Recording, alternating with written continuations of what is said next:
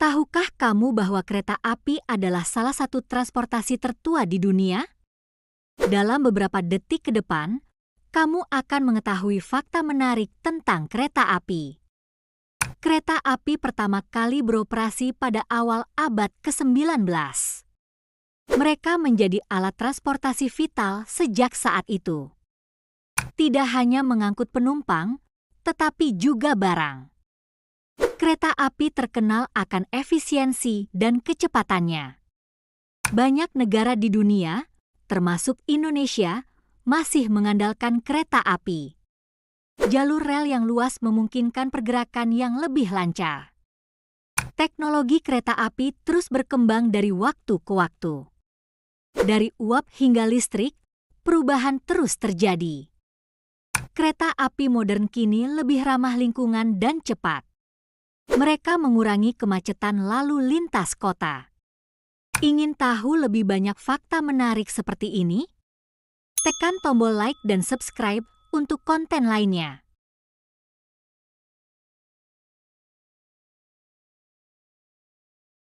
Kereta api oleh Samsul Nizar, Guru Besar Stein Bengkalis.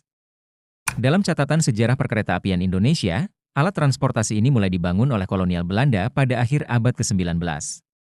Pembangunannya dilakukan pada masa tanam paksa. Idenya berawal dari proposal Kolonel J. Charles van der Wijk, 1840. Jalur kereta api pertama selesai dibangun, 1867, menghubungkan stasiun Semarang dengan Tanggung, Grobogan. Proses pembangunannya dilakukan oleh Nederlandse Indische Spoorwegmaatschappij, NIS. Pengembangan jalur kereta api terus berlanjut dengan membangun jalur-jalur baru yang menghubungkan berbagai kota di Jawa dan Sumatera. Tujuannya didorong untuk memenuhi kepentingan ekonomi dan politik kolonial Belanda. Sejumlah hasil pertanian dan mineral diangkut dari daerah produksi ke pelabuhan utama. Jalur kereta api juga digunakan untuk memfasilitasi mobilitas administratif, militer, dan perjalanan para pejabat kolonial penjajah. Sungguh, pemanfaatan kereta api saat itu lebih dominan untuk kepentingan penjajah kolonial dan pendudukan Jepang. Dinamika sejarah kereta api di Indonesia telah banyak berkontribusi bagi membangun peradaban negeri ini. Bahkan, eksistensinya bukan sebatas hitam-hitam kereta api, tapi mengingatkan dinamika sejarah bangsa dalam meraih dan mengisi kemerdekaan, sekaligus membangun karakter bangsa berperadaban. Adapun pelajaran yang bisa diambil antara lain. Pertama, menghadirkan kembali flashback sejarah bangsa Indonesia dan pesan persatuan. Sebagai alat transportasi yang telah ada sejak zaman kolonial Belanda, kereta api menjadi alat transportasi masyarakat yang vital pada masanya. Kereta api di negeri ini meninggalkan sejumlah peristiwa pilu anak bangsa. Pilu atas banyaknya rakyat yang meninggal ketika membangun rel kereta api dan kekayaan alam negeri ini yang dirampok. Mereka meninggal dunia akibat kerja paksa zaman Belanda dan Romusha zaman pendudukan Jepang.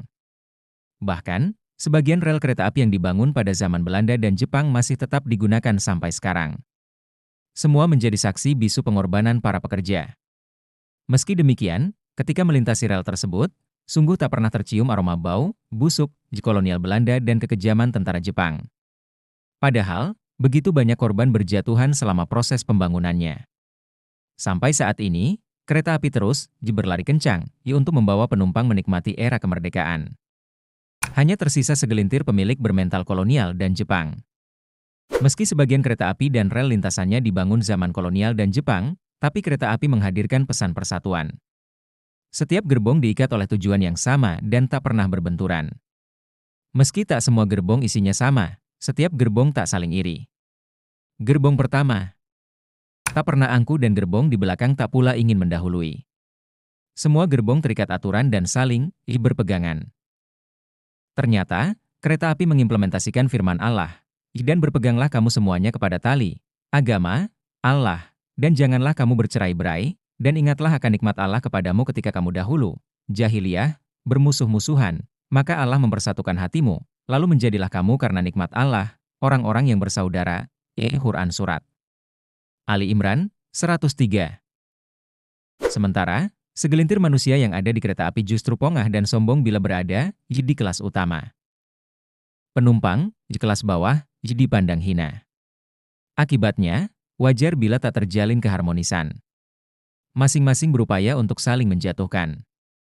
Padahal, Bila salah satu gerbong jatuh tergelincir, maka akan berdampak pada gerbong lainnya. Secara ekonomi, kolonial Belanda dan pendudukan Jepang tak meninggalkan hutang pada pundak pemerintah RI atas jalur kereta api yang dibangun.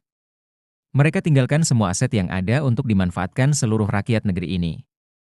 Meski sejarah awal kereta api di Indonesia menyayat hati dengan korban berjatuhan, namun tersisa nilai positif yang bisa dinikmati sampai saat ini. Tapi, segelintirnya tak mampu, ingin, mengimplementasikan pesan di kereta api di dalam kehidupan. Meski kereta api mengikat setiap gerbong bersatu, tapi belum mampu menyatukan penumpang setelah sampai di tujuan. Para penumpang acap kali terpecah belah, bermusuhan, saling mengadu domba, divide et impera, bahkan saling memeras ala Romusha.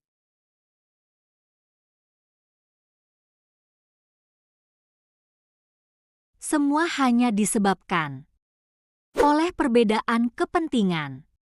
Subur sifat serakah mengeruk keuntungan untuk diri dan kolega. Berakar khianat atas amanah yang diberikan. Karakter mentalitas yang demikian mengeluarkan aroma kolonial yang menyengat dan suka yang menghisap darah sesama bak Romusha. Sungguh, Allah Subhanahu wa Ta'ala sangat membenci perilaku yang demikian. Hal ini terlihat pada firman-Nya. Rencana yang jahat itu tidak akan menimpa selain orang yang merencanakannya sendiri. Quran Surat Fathir 43. Ibnu Abbas menjelaskan bahwa ayat di atas merupakan janji Allah Subhanahu wa Ta'ala. Setiap pelaku kejahatan, berniat jahat, merencanakan hal buruk terhadap orang lain, maka pada akhirnya akan berbalik kepada pelakunya. Sungguh, Allah tak pernah mengingkari atas semua janjinya. Berbeda dengan janji makhluk yang acap kali diingkari dan didustakan sejalan kepentingannya. Kedua, masinis cerminan pemimpin yang taat aturan dan konsisten pada tujuan. Ia berjalan sesuai rel yang ada. Dalam menjalankan kereta api, ia tak pernah mencoba keluar rel, apalagi membuat rel sesuai keinginannya. Semua penghalang yang menghalangi jalannya akan ditabrak. Sebab, ia yakin berjalan sesuai di atas relnya. Sebab, masinis meyakini sabda Rasulullah Shallallahu Alaihi Wasallam, tidak ada ketaatan kepada makhluk kalau perintahnya merupakan pelanggaran terhadap Allah dan Rasul. Hr. Ahmad. Kunci ketaatan masinis menjalankan kereta api dengan tetap pada relnya. Ia juga mentaati kecepatan yang diperbolehkan. Dengan ketaatan atas aturan tersebut menghantarkan kereta api menjadi alat transportasi paling aman untuk membawa penumpang ke tujuan yang direncanakan. Ketiga, kekuatan mesin mampu menggerakkan gerbong. Mesin tak pernah berpangku tangan dan mengeluh atas beban yang akan ditariknya. Dengan suplai bahan bakar yang cukup, ia tarik semua gerbong dengan ikhlas. Di sisi lain, gerbong sadar akan posisinya. Ia berusaha untuk tidak menambah berat mesin. Ia lumasi rodanya agar lebih meringankan kerja mesin. Sistem kerja kereta api menjadi pelajaran berarti. Seluruh elemen bekerja sesuai tugas dan fungsi yang diamanahkan. Pemimpin bagaikan masinis yang memaksimalkan kerja mesin. Unsur pimpinan bagaikan mesin yang bekerja sesuai kontrol masinis untuk menggerakkan gerbong sampai tujuan. Sementara rakyat bagaikan gerbong yang bekerja sesuai aturan, bukan memberatkan beban mesin dan mempersulit masinis. Semua bekerja sama dan sama bekerja. Tak ada yang saling menzalimi, sombong, dan berpangku tangan. Hal ini sesuai firman Allah. Dan katakanlah, bekerjalah kamu, maka Allah dan Rasul-Nya serta orang-orang mukmin akan melihat pekerjaanmu itu, dan kamu akan dikembalikan kepada Allah yang mengetahui akan yang gaib dan yang nyata, lalu diberitakannya kepada kamu apa yang telah kamu kerjakan. Quran Surat At-Taubah 105. Ayat di atas begitu jelas. Kualitas manusia terlihat atas apa yang dikerjakan, bukan sekedar berkata, bergaya, tanpa ada yang dilakukan. Tapi anehnya, Manusia acap kali mendustai atas semua yang difirmankannya. Lebih memilih pemilik kata dusta, tapi menyingkirkan pemilik karya nyata. Sungguh, kejahilan manusia modern telah melampaui jahilnya manusia era jahiliyah. Keempat, kereta api tak pilih kasih dalam menghantarkan semua penumpangnya. Meski ada klasifikasi gerbong VVIP, eksekutif, ekonomi, bahkan barang, semua dibawa menuju tujuan yang sama. Tak ada yang ditinggalkannya. Sungguh, kereta api mencerminkan prinsip keadilan yang ditetapkan Allah melalui firman-Nya. Sesungguhnya Allah menyuruh kamu berlaku adil dan berbuat kebajikan, memberi bantuan kepada kerabat, dan Dia melarang melakukan perbuatan keji, kemungkaran, dan permusuhan. Dia memberi pengajaran kepadamu agar kamu dapat mengambil pelajaran. Quran Surat An-Nahl 90. Meski ayatnya demikian jelas dan alam begitu nyata menyampaikan pesan, namun manusia, segelintir, acap kali mendustakannya. Untuk itu wajar bila pilihan kezaliman lebih menggiurkan dan menguntungkan. Kelima, kereta api tak pernah menyerah terhadap beratnya beban. Semua gerbong ditariknya tanpa berkeluh kesah dan berputus asa. Meski berat dirasakan, ia tetap berjalan sesuai kemampuannya. Sungguh, deru suara mesin kereta api, demikian transportasi lainnya, senantiasa menghadirkan asma Allah. Ia senandungkan asmanya untuk menambah energi menarik seluruh gerbong. Kegigihan kereta api seakan sedang menyampaikan pesan atas firman-Nya.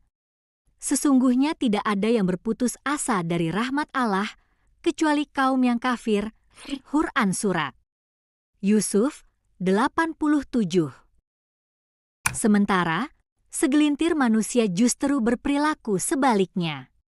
Ingin kerja ringan dan mudah untuk meraih hasil berlimpah. Berpangku tangan mengharap hasil maksimal. Ketika bekerja tapi luput asmanya. Bila berhadapan persoalan selalu berkeluh kesah dan berputus asa. Namun, ketika berhasil menjadi pongah, zalim, khianat, sombong, dan lupa diri. Keenam, kereta api merupakan mungkin satu-satunya alat transportasi yang selalu berangkat dan sampai tujuan tepat waktu. Ketepatan waktu diraih karena adanya komunikasi antara operator, masinis, dan penjaga lintasan yang berjalan harmonis dan sesuai aturan. Semua elemen melaksanakan tugas dan fungsinya, saling menghargai, tanpa arogan atas posisi masing-masing. Sungguh, kereta api telah mengimplementasikan firman Allah pada Quran Surat Al-Asr 1:3. Apa yang dilakukan kereta api acap kali tak terjadi dalam realita kehidupan manusia. Untuk itu, paling tidak ada tiga tipikal manusia dalam mentaati waktu, yaitu 1. Taat waktu, aturan, dan giat bekerja. Kehadirannya penuh kreativitas, karya nyata, dan mengedepankan kerja tuntas. Pemilik tipikal ini merupakan karakter manusia beruntung yang membangun peradaban. 2. Taat waktu, tapi tak pernah mampu untuk menuntaskan kerja yang diamanahkan. Ia hanya sekedar berpangku tangan. Sebab, ia tak memiliki kemampuan berarti.